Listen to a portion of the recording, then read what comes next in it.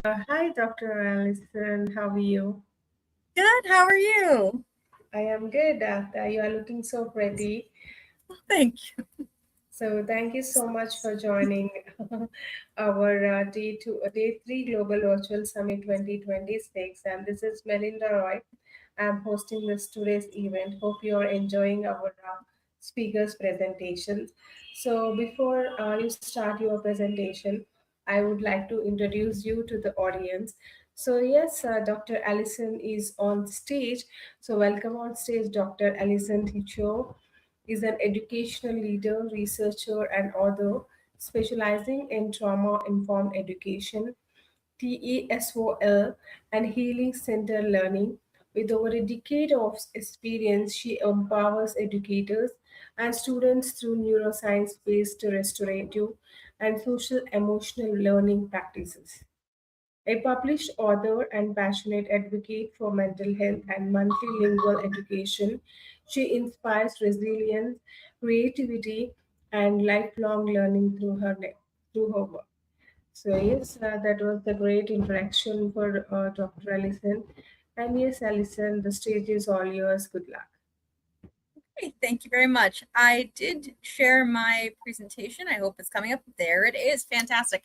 Okay, so good morning, good evening, or good afternoon, depending on where you are watching in the world. My name is Dr. Taisha Farbach, and I'm here today to present to you Still Healing the Trauma and the Process of Becoming. And I am super passionate about talking about trauma and healing because healing is not just a one and done thing. It's a continuous process, and it's something we have to keep in mind as we continue throughout our day. So, I am going to just start talking a little bit about this. I believe that there's a story inside of each and every one of us. What we see within the world is very different from kind of what lies beneath us. And it's super important to know that not just for ourselves, but for other people as well that we interact with. And I ask you, what if the hardest chapters of your life were not the end of your story, but the beginning of your transformation? Things happen. And I'm not saying that to say, like, oh, things happen, but different things happen within our lives, some within our control, some not within our control. And it's super important to understand sometimes we're given different weights or different tasks or things in life, but that doesn't mean we can't take it and do something with it.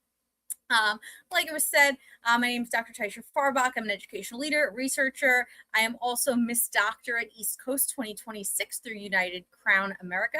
And I'm very proud to speak about trauma informed education and trauma and healing in general, because it's a very important topic that many of us deal with on a daily basis.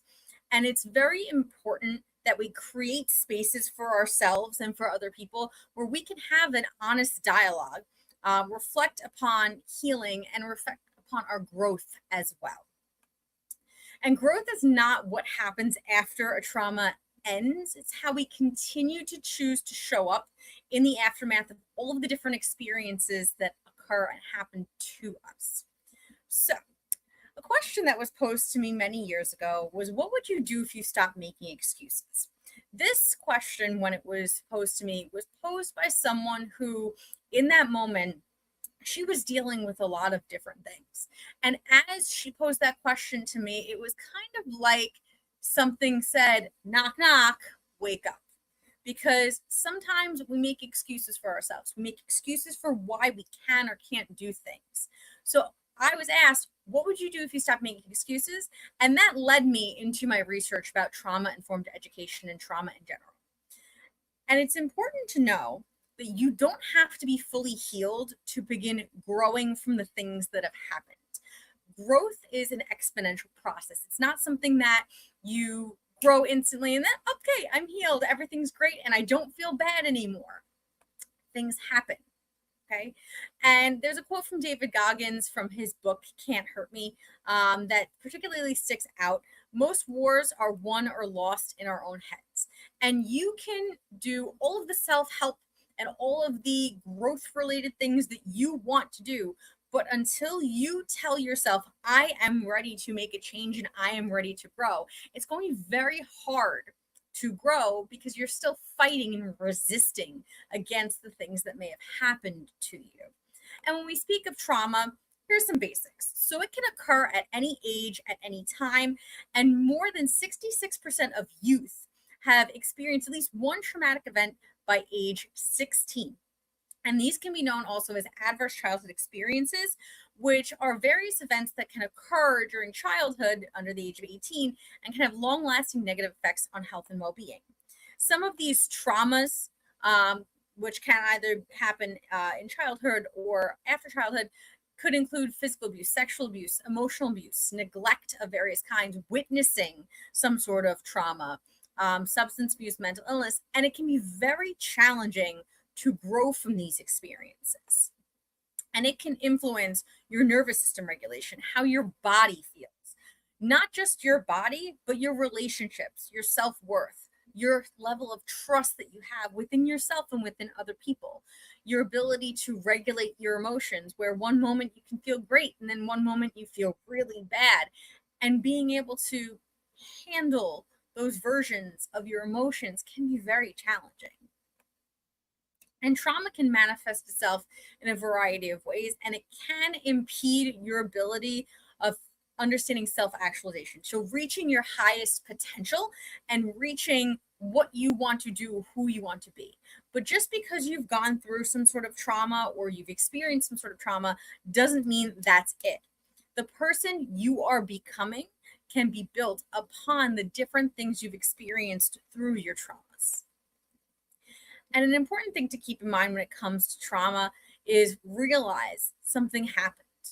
You may not be able to fully accept what happened, but if you recognize it and you say, this is something I can build upon or work with, you have to limit your re-traumatization too. So if you were in a situation, and it's much easier said than done, where there was a trauma that took place, maybe going from that environment or leaving that environment can be more beneficial and helpful to you. And that brings me to the social ecology of trauma. If the environment that you are in is impeding you, whether it's emotionally, physically, socially, it may be time to move on from that situation. And some people may say, oh, just move on. It's not that bad. It may not be that bad to some, but it still lingers. It still sticks with you. You still have those moments. But over time, if you say, okay, I'm going to make a change, it doesn't mean that tomorrow you're going to wake up and everything's magically different. It could mean that. And if it does, fantastic, good for you. But in most situations, those traumas stay with you for a very long time.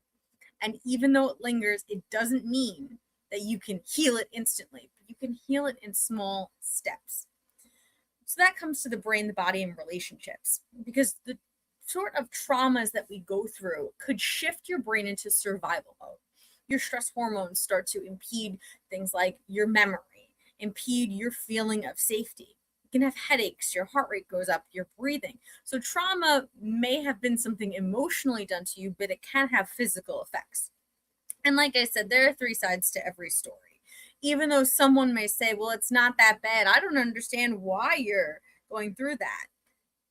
It's something that is important to you and something that you've experienced. So your side of the story is valid in the sense that you've gone through something, you get to work through those emotions. And when you work through those emotions and you work through those experiences, it's important to do so in a way where you grow through what you go through, instead of saying, well, I guess nothing can change. I can't change what's happened. And trauma can be a part of your story, but it's not your whole story.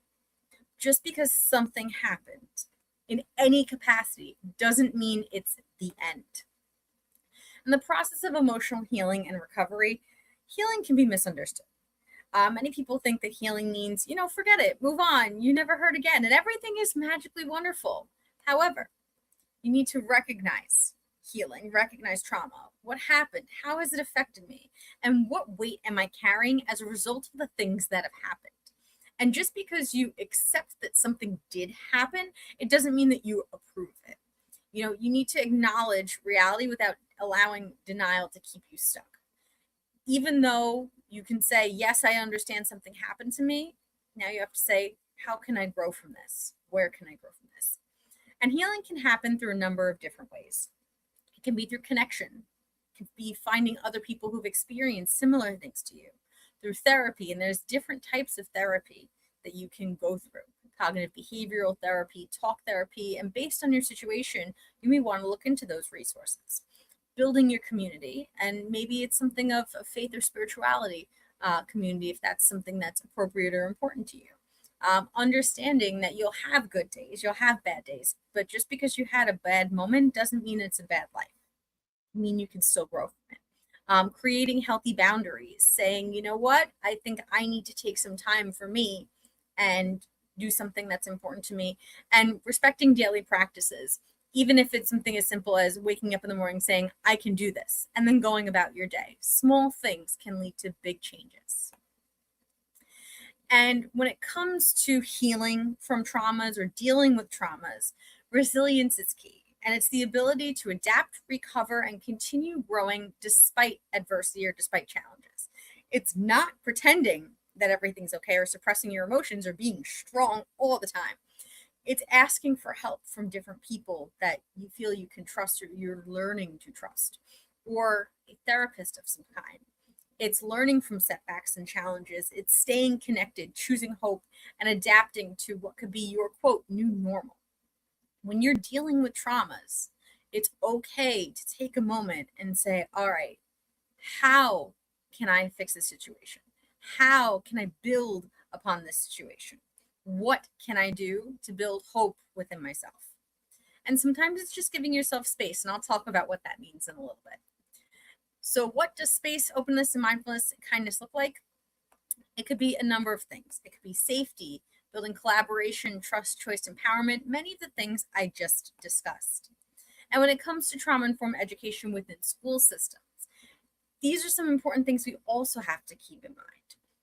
Traumas come in many shapes, sizes, and forms, and what may not be such a big deal to one person could be that person's whole life, could be that person's kind of view or lens on the world. So it's important to build that collaborative environment, build those connections, and establish trust. And when it comes to self-compassion for either yourself or someone who you're working with, you can't heal by criticizing yourself. You can have very, challenging days, but there's a difference between guilt and grace. Okay? You may feel guilty as you're continuing your journey through traumas, but and this is from the Serenity Prayer, accept things I cannot change, courage to change the things I can, and wisdom to know the difference. Building that sense of, yes, this happened. Yes, I could have done this. I could have done that. But this is what I will do so I can work towards the future, build towards the future. And then it's also important to set some boundaries, because healing requires protection and not just reflection, because you can reflect on these things, but again, it's very hard to heal in a place where you feel that the environment is not helping you. And don't set yourself on fire to keep others warm, because it can be very easy to say, you know what, I have to do this for this person, I have to do that for that person. But if you're doing all these different things for people, what do you do for yourself as well? Build those connections. Building upon the thought of presence versus performance. When are you there? When do you feel that you need to be the strength for yourself? Who feels emotionally safe as well? So it's not someone who's perfect, but calm, non-judgmental, and steady. And having someone or something, whether it's a person or a journal, where you can share your thoughts, that's important as well. Build that connection, that community. And again, with resilience and expression, growth is built in the daily grind, not just big breakthroughs, because you can have big breakthrough moments. And if you do, fantastic, that's wonderful. And at the same time, small things each day can help you grow and create something new that you can process through. Again, space, start small, be purposeful, know that you're working towards healing, accept that you're going to work towards something that you're healing from. It's a process. Be creative, maybe get some artwork done, paint, draw, write, something that comes to you. And also come from a sense of empowerment for yourself. Know that you can heal if you choose to accept and say, I will heal. I'm going to build upon this. And there's science behind this. The American Psychological Association in 2002 looked at writing as a way to help strengthen one's immune system, where they did different studies and strategies after a number of months where people were writing out their feelings and thoughts. They were able to build kind of this sense of, okay, these traumas and things happen to me, and here's how I'm going to move forward for me, for myself.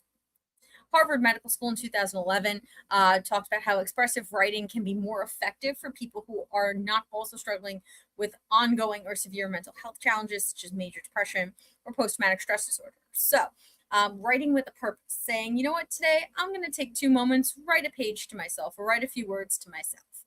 And then taking a moment, looking back, think about the experiences that you're growing part of. Maybe writing one positive thing that happened that day can make all the difference. And the National Institute of Health in 2021 also expressed how writing about life's difficult moments can benefit an individual. Think of it from a solution-oriented mindset. So maybe you can't go back and change the past, but how will you change your future? What are you going to do to build upon the things that you've experienced? And there's some different resources that are out there from different organizations that can help you cope with traumatic events or kind of build your sense of where can I start my healing from.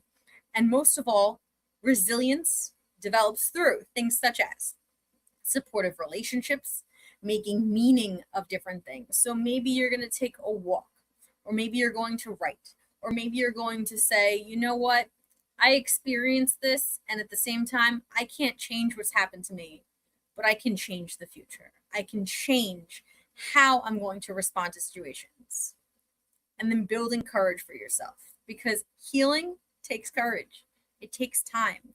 It takes the sense of, okay, I've gone through this, and this is what I'm going to do. This is how I'm choosing to heal, through art, through writing, through walking, through something.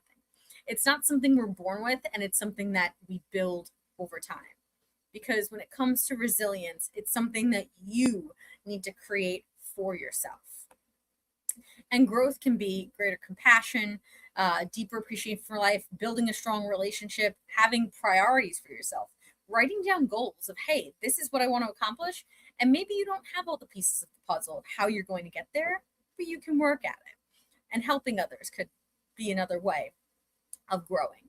Advocacy or purpose as well, saying, you know what, this is a purpose I'm working with. I may not have chosen to go through the traumas that I've been through. However, this is something I can use to work towards to help myself and others in the future.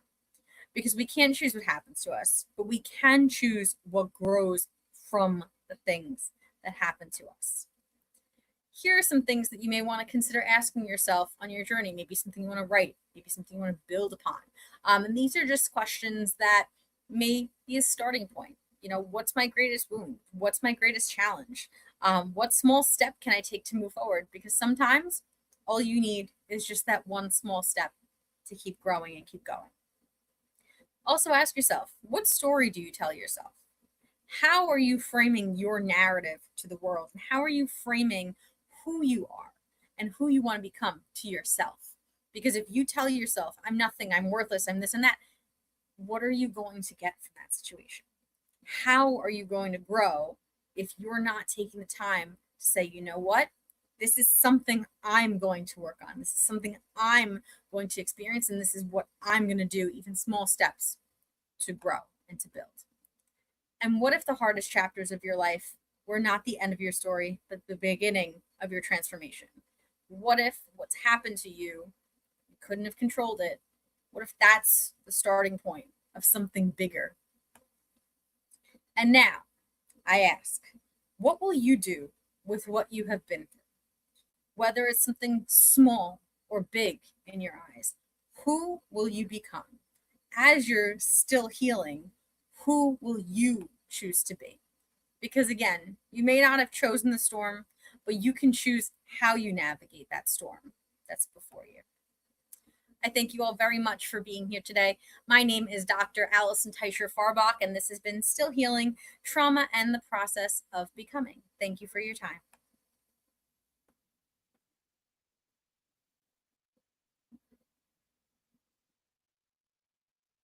And I do see some questions in the chat, and if I have some time, I can still answer them. But Thank you. Thank you, Dr. Allison, for the enlightening speech for the day three Virtual Summit 2026. So I think you can see a lot of questions for your presentation today. So I would like to pick multiple questions for you today. So what advice do you have for parents supporting children with trauma? I think, especially as parents, it's important to create that, open conversation. There might be moments where you say, "Ooh, like I'm really mad at what, my child has done or what's happened here." But if you get mad instantly in that moment, think of it years down the road. Will your child want to talk to you consistently about something if in that moment you're getting mad over something small? Hearing out a child wanting to say something to you, that's a big deal. Okay. Because maybe in your 30, 40, 50 years as an adult, you've seen things and you've gone through things, but for that 5-year old, that 10-year old, that 13-year old, that might be the biggest moment in their life thus far because they only experienced a short amount of time. So I think listening to hear someone out, whether it's your child or someone else, it's so important. And you may want to react right away, and it takes a lot of practice to get that, like, oh, I don't want to like yell and get so upset about something. But listening to hear someone out versus listening to respond, I think that's the biggest thing, because we want to make sure we're creating that open space. And even if you may not have all the tools in your mental or physical or emotional tool belt to handle different things going on, I think the listening component, at the end of the day, I think all we want to do as human beings is be heard and Thank feel you. seen. Thanks for that. Thank you for answering. And one more question for you. So, what inspired you to write Monsters Are Created? So, this was something that I've wrote a number of different books. I believe I'm up to about 10 different books that I've authored, and I'll have like an 11th and 12th out soon. It's a book of short stories that I created where, there's a phrase called monsters are created. People don't just wake up one day and say, you know what, I'm going to be like this, or I'm going to be like that. Something typically occurs. And monsters are created could mean like, a good thing or a bad thing. Because you could have gone through something and experienced something and said, like, ooh, I don't want to be like that person at all. I don't want to be, who that person is. I want to experience that. Or it could be, someone may have treated you poorly. Someone could have, really kind of beat you down emotionally, and you have to say, you know what, like, am I going to live in this? Am I going to sit here and stay in this, or am I going to step up and say, I don't want to be like that? So even though that title Monsters Are Created, like, it could have like a positive or negative way to it, the short stories in that book show how, like, sometimes people go through things and it can mean they change for the better. And sometimes people go through things and unfortunately, it's hard. And it's hard to step up and say, like, this happened and I'm going to build a better life for myself. So it's just something important, whether you're dealing with something yourself, or you're seeing other people deal with things, having that open conversation or just being there, and waiting in that awkward silence, sometimes makes all the difference. And it's something I've seen in the classroom, and it's something that I've seen, in life. And I think compassion's not built overnight, but it's something that, we can build upon. That's really great.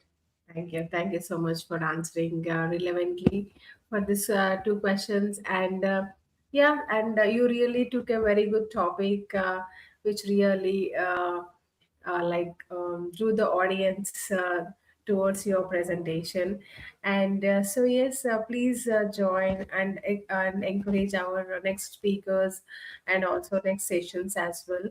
So we need a speakers like you for our future conferences as well. So thank you so much for sharing your presentation with us, and you have a lovely day. Thank you. And if anyone's looking to connect, you can connect with me via LinkedIn. And you're welcome to reach out to me. I love talking with people. I love hearing different stories as well. So thank you all for being here today, for giving me, 30 minutes of your life. And I hope you stay well, grow through what you go through. Thank you so much. So please do join our next speaker, Satinder. She's already in the backstage. Perfect. Thank you so much.